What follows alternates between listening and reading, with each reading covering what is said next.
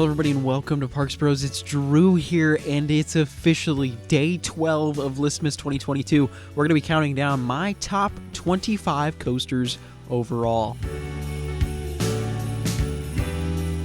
In this now yearly tradition, it's cool to look back at all of the cool things we were able to do, theme park wise at least, and rank our top coasters. Now, if you like this sort of thing and want to see some more coaster ranking goodness, become a YouTube channel member and you can check out another video that came out today, my top 50 to 26. Before we get into my top 25 itself, I do have some things I got to talk about. The first of which is how hard it was to do this ranking this year, so much so that I changed how I rank. I didn't just use my feelings on the day. I used a sorting website and compared every single one of the coasters I've ever ridden against each and every other one. Using that tally, this is the list that I ended up with. And I gotta say, I feel better about it than most years. Number 2 I gotta cover is the fact that I was able to ride 27 new roller coasters while visiting 4 new parks. And now we gotta talk about the honorable mentions that just miss out on the list. And these include Montu at Busch Gardens Tampa, Accelerator at Knott's Berry Farm, Cannibal at Lagoon in Utah, Time Traveler at Silver Dollar City in Branson, Missouri, and Ravine Flyer 2 at Waldameer in Erie, Pennsylvania. Okay, that's enough blabbering. Let's get into it. All right, we're starting. That's the wrong input, my bad. Coming in at number 25 is Steel Eel at SeaWorld San Antonio in, you guessed it, San Antonio, Texas. This Morgan hypercoaster, or should I say miniature hypercoaster, features some of the best floater airtime on any coaster I've ever experienced. What do I mean by that, you ask? Well, it's that stomach-churning floating sensation that you get at the top of a hill or at the beginning of a drop that makes it feel like you're floating in space for a little bit. That's what I mean by floater airtime. This ride can be very violent and bumpy towards the bottom and tops of those drops, but man, it makes for such a fun experience, at least for me personally, being thrown around a little bit, and that's why it just barely sneaks onto this list. At number 24, we're going to head to Central Florida, more specifically Kissimmee, Florida, for Fun Spot America Kissimmee's own Mind Blower. This Gravity Group wooden coaster features an inversion, that's right, a wooden coaster with an inversion, as well as some many heart-pounding drops, turns, and quite a bit of roughness. I will mention the last time I rode this was November of 2021, but man, it was a brilliant time, although it was unbearably rough even then. So I can only assume at this point it's not fun. But who knows, I was able to have an amazing time on the ride back then, and the layout is near perfection. If they were able to smooth this thing out, it'd probably sneak into my top 10. The jankiness and roughness doesn't stop there though, as we head to Cedar Point for number 23 for MAGNUM XL 200, the original hypercoaster. This 200-foot tall experience features some amazing floater airtime, of course, and yes, a little bit of the bumps and shakes as it goes throughout its layout. But man, the finale is either the best thing ever or the worst, depending on who you are, as there are triangle-shaped hills that you will go over and over and over again that create one of the most violent impacts on a coaster ever, as you get flung into your small lap bar over and over again, so much so that you'll end up with bruises on your thighs. For me, I like that experience, and I know quite a few friends that do too, but for some, I totally understand if they're not the biggest fan. At number 22, we're going to be heading just south to Louisville, Kentucky for Kentucky Kingdom and their Star Attractions Storm Chaser. This RMC iBox model features a twisting barrel roll first drop and some of the most violent airtime out there. So much so that some rides I was saying, can we please stop already? There's some great inversions, lateral moments, and so much more on this coaster, as well as a pretty wacky layout. Add in the fact that you'll be right below the flight path of the airport nearby, and it may bump it up a couple spots. But this intense ride is not made for the weak, as it truly feels like it's trying to eject you from your seat. At 21, we have the ride that does the exact opposite. That's the Incredible Hulk coaster at Universal's Islands of Adventure. This ride shoves you down into your seat and squishes you like a pancake. This B&M made sit-down coaster launches you from a tunnel as you transform into the Hulk. Following this, you go through a zero-G roll, a cobra roll, and a vertical loop all back to back as you start to lose your vision to graying out. That's right, the positive G-forces are so forceful and sustained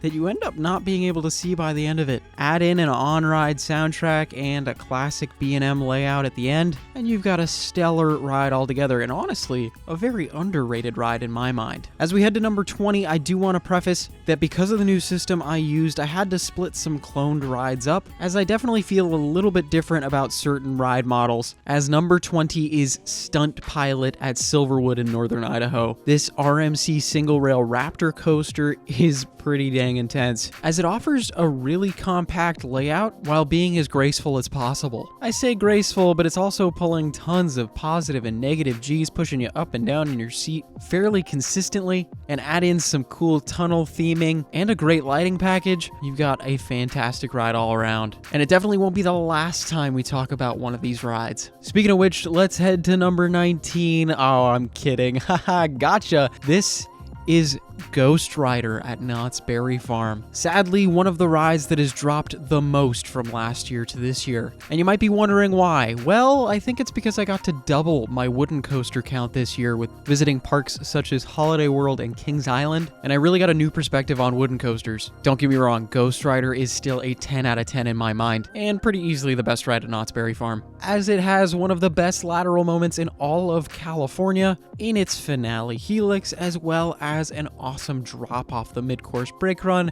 and plenty of little airtime hills throughout. This ride is a pure wooden adrenaline rush, and while it doesn't rank as high as it did, don't take that as a slight against the ride at all. I still love this ride. At number 18 is another ride that dropped quite a few spots, and that's HAGRID'S Magical Creatures Motorbike Adventure at Universal's Islands of Adventure in Orlando, Florida. Man, I'm never gonna get sick of that tongue twister. This Intamin multi-launch coaster with plenty of theming to go around has a lot of spoiler things, featuring spoiler and also, oh my gosh, think about just how it goes spoiler. Seriously, get out to Florida and ride this ride for yourself, as this coaster is packed with surprises. And especially if you're a Harry Potter lover, this is a can't miss. And heck, while you're at it, get multiple rides as you can try out the different seating positions at the motorbike or the sidecar. And as long as you push those purple buttons, I think you'll be all right. Hopping to one of my home parks for Six Flags Magic Mountain now at number 17. We're going to the newest ride at the park. That's right, the RMC Raptor coaster, Wonder Woman Flight of Courage. The tallest and longest single rail coaster in the world opened at the park in July of this year. And I can say, after a good 20 plus rides, this thing is just awesome, especially if you sit towards the ends of the train, as there's a huge difference in experience of the ride depending on where exactly you're sitting, whether it's towards the front in row 1 or towards the back in row 12. A great thing about these single rail coasters, of course, is the fact that you don't have anybody on the side, so you can put your arms wherever the heck you feel like, especially if you're scared and you're going to be waving them all about. But also it creates that variety from row to row, as there's only one rider per row. Talking about the ride itself though, it's got some crazy airtime, some really awesome inversions, and some very unexpected twists and turns.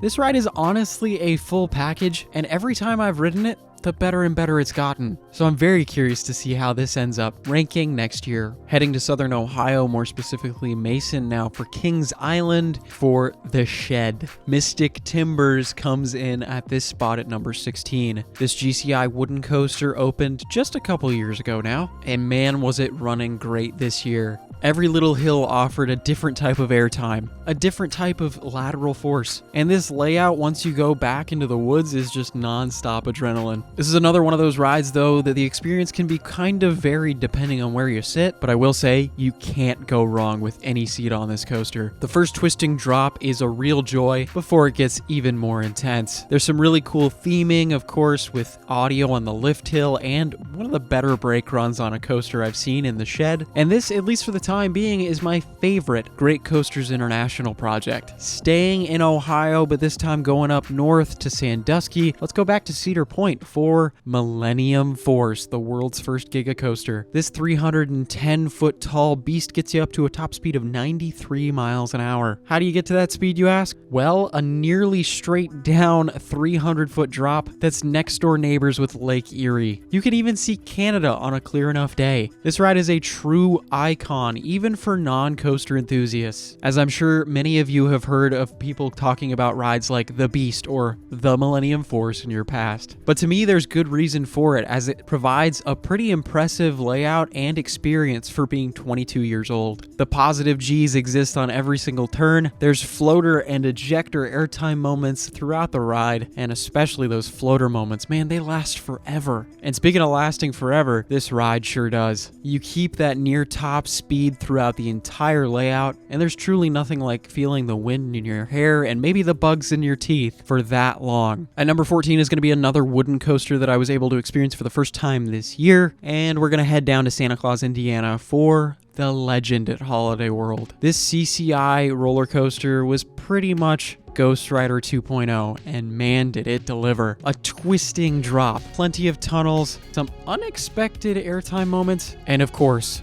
the triple helix. Believe me, I watched plenty of POVs of this ride, but I was still beyond shocked with what I experienced in person. All I can say though is that this ride was my favorite in the park for quite a long time during the day. It was just at night that things kind of just barely flipped, but you'll see what I mean in just a little bit. About an hour and a half away from Holiday World, you'll find yourself at Kentucky Kingdom in Louisville yet again, this time for the Chance Rides Hyper GTX Lightning Run. To me, this ride boasts one of the best layouts in the industry, and I truly mean that. Every moment is meaningful, powerful, and serves real purpose instead of just getting you from one element to the other. Every turn is forceful and fun, and man, that airtime is just unmatched, especially towards the finale, which, going back to MAGNUM XL200, it's a modern day equivalent of that finale. There's some really quick and whippy turns that make you feel like you're in a dogfight in a modern fighter, and some moments that are just gonna make you laugh uncontrollably. Lightning Run is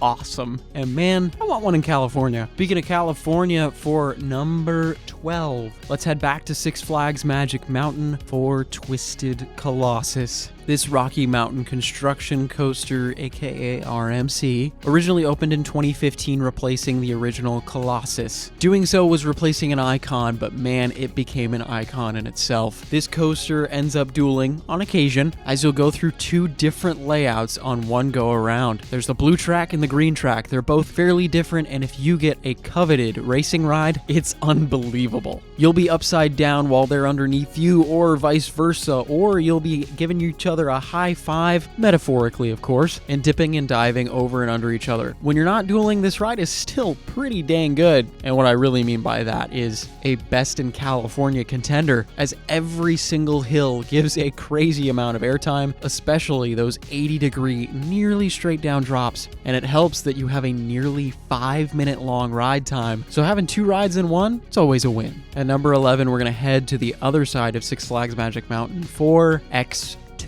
This was another ride that dropped quite a bit for me this year, but I will say I think I only got one ride on it, as it was closed most of the times I was at the park. Nonetheless though, it is one of the most insane and intense and just monumental coasters in all of the United States. Flipping to face down towards the ground from 215 feet in the air is just unlike anything else I've ever experienced. Having the Beastie Boys screaming in your ear as you're flipping and bouncing all along this massive structure is a roller coaster enthusiast and adrenaline junkie's dream. This is a hardcore coaster if there ever was one, and all I can ask is, are you in? Oh boy, we've made it to the top 10. Let's go ahead and look back through the years at each of the rides that I've ranked in these spots as I get myself mentally prepared for the top 10 that's just ahead of us. And if you made it this far, make sure to subscribe, especially if you like these ranking types of videos. We rank all sorts of theme parks using your votes, of course. I'll also give my personal rankings on things. And speaking of top 10s, have you seen the rest of Listmas? Make sure to go check it out right now. There's some pretty fantastic videos with some pretty amazing guests that I'm sure you won't want to miss. All right, I think that's enough time. Let's do this thing. Number 10, Iron Rattler, Six Flags Fiesta, Texas, San Antonio, Texas. Iron Rattler, oh my goodness, what a phenomenal ride. This RMC iBox coaster officially turns 10 years old next year, which is unbelievable. But so is a lot about this coaster in general. This nearly 200-foot tall ride boasts an 81-degree first drop that twists back and forth before diving off of the quarry wall that it stands on.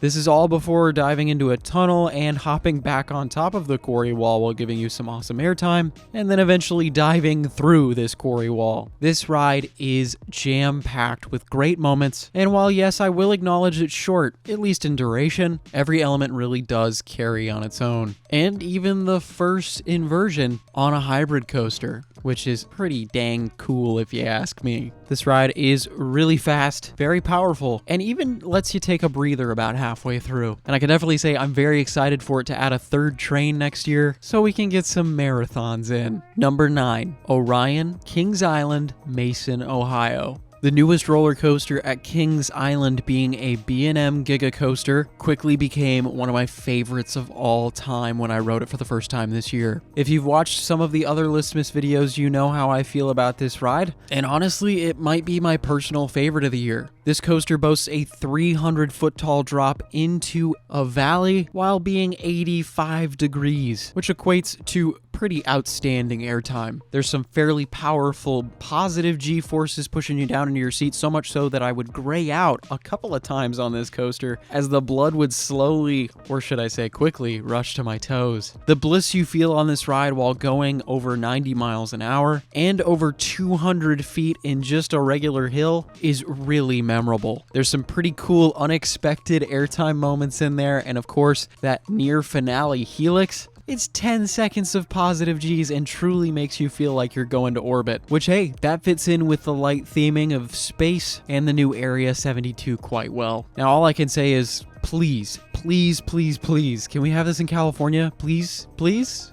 please? Number 8, RAILBLAZER, California's Great America, Santa Clara, California. The second of the single rail Raptor coasters, the third that we've talked on this list, opened at California's Great America in 2018, and I was lucky enough to ride it its opening year. This coaster truly feels unhinged, especially if you're in the back row, row 8, as you dive down a 90-degree drop directly into a themed tunnel. The inversions you counter whip you side to side, even give you some airtime at some points, and the off-axis airtime hill towards the middle of the ride is the most unhinged element on any coaster ever. There's some great positive G's that might end up graying you out every once in a while, and sadly this ride is a little shorter in duration at just about 30 seconds, but this packs in that 30 seconds better than any ride out there. Well, I guess except for one. Number 7, Wonder Woman Golden Lasso Coaster, Six Flags Fiesta, Texas, San Antonio, Texas. Yep, it's this one. This was the first of the 2 of those Raptors to open in that year, and I was lucky enough to ride it opening day, just by coincidence. After my first ride, I was pleasantly surprised, but not over the moon, and then thankfully on a couple revisits, it blew my mind. You might be thinking, why is this one above RAILBLAZER even though it has less theming? Well, to be completely honest with you, every time I've ridden it, it's just run better, quicker, stronger, and more intense. Every single ride I've had on this thing I've grayed out. The airtime has left bruises on my collarbones. And while yes, I hear some of you going, well, they're the same ride anyway. Totally, I hear you. But if I had to truly choose one over the other, I'd put Wonder Woman just the spot above. Number 6, The Voyage, Holiday World, Santa Claus, Indiana. All right, we've made it to the top 6, what I truly consider world-class coasters. Now, I'm not saying any of the coasters below this aren't good. They're all incredible, but these 6 truly, at least in my mind, transcend that plane and have a very real chance of being at the top 25 of the entire world. I can already hear the Voyage lovers screaming in my comments, as it has one of the most loyal fan bases for any coaster out there, and I totally understand why. The first ride I had on this roller coaster, we waited about 45 minutes for it, rode it towards the back row, and had a great time. It didn't knock my socks off, but it was so long, so enjoyable for so long at that, and even felt like the ride went on for too long.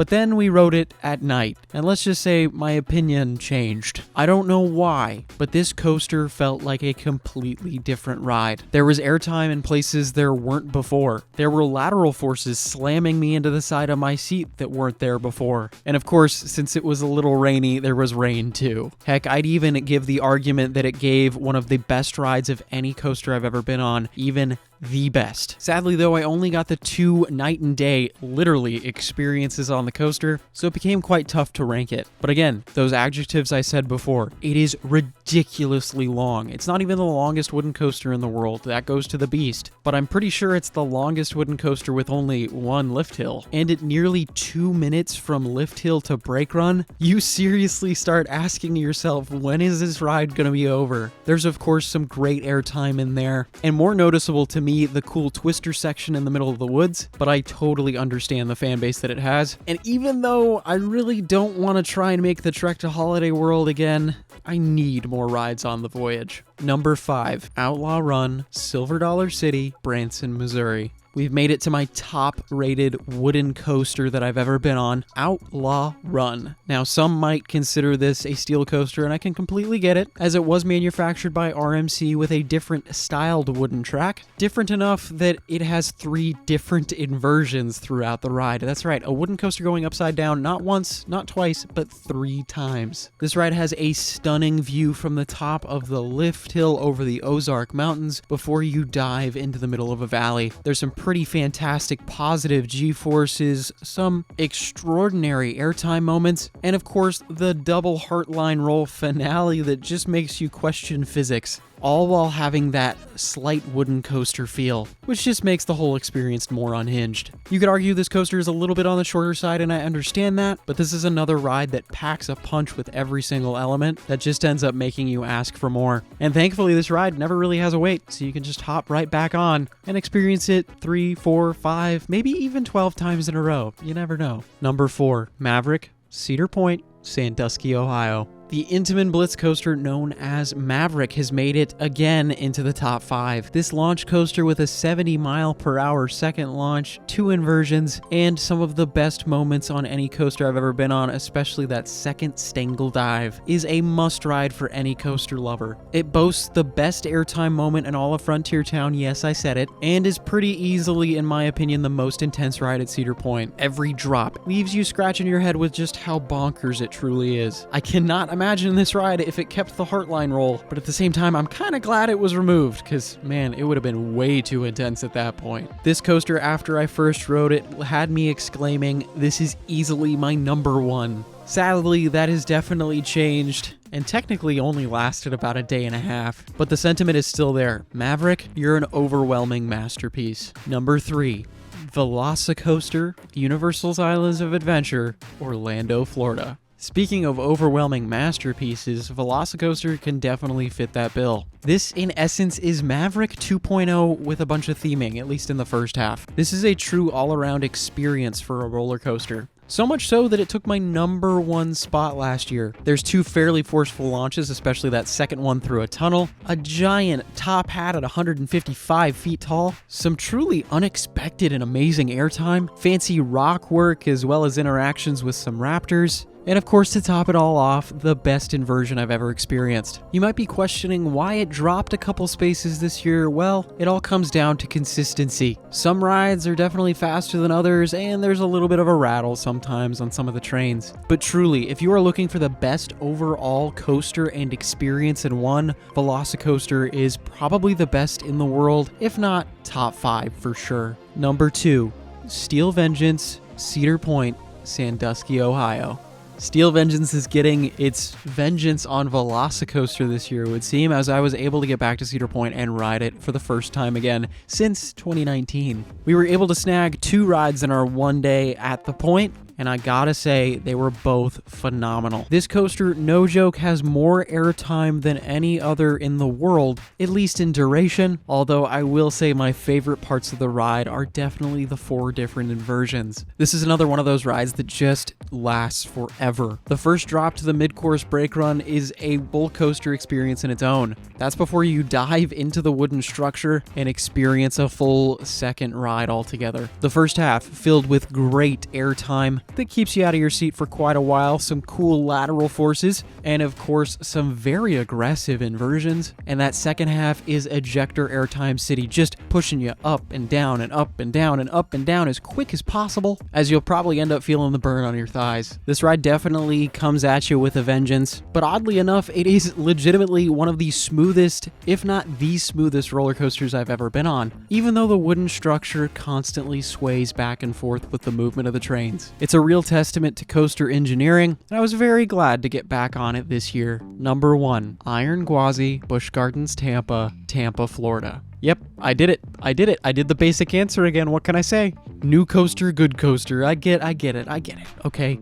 But I will say this, Iron GWAZI truly knocked my socks off from the first ride. This RMC hybrid coaster is just a foot taller than Steel Vengeance, but packs in all the intensity that it lacks. A 91-degree first drop gives you some violent airtime on the way down. The Outer Bank turn is more twisty and variable. The death roll inversion is an insane experience, and that's without mentioning the crushing positive G's before that. You've got a crazy overbank turn that gives some more positive G's, a wave turn that is just unreal, and my least favorite moment of the ride is a 0G stall, which just hangs you upside down for 3 or 4 seconds. End the ride off with some crazy ejector airtime as you swoop into the brake run at full speed. There's a reason this is the only roller coaster I have ever given a perfect rating in one of my reviews. It's not only 5 stars for fun, but it's also 5 stars for intensity. It's truly bonkers. Funnily enough, this is one of the only rides on this list I have not ridden at night, and I can only imagine, with how much it's sped up in my 5 rides in midday, how quick this thing runs at night. Talk about worth the wait though. I'm so happy I flew out to that media day, because I truly got to experience one of the best coasters in the world.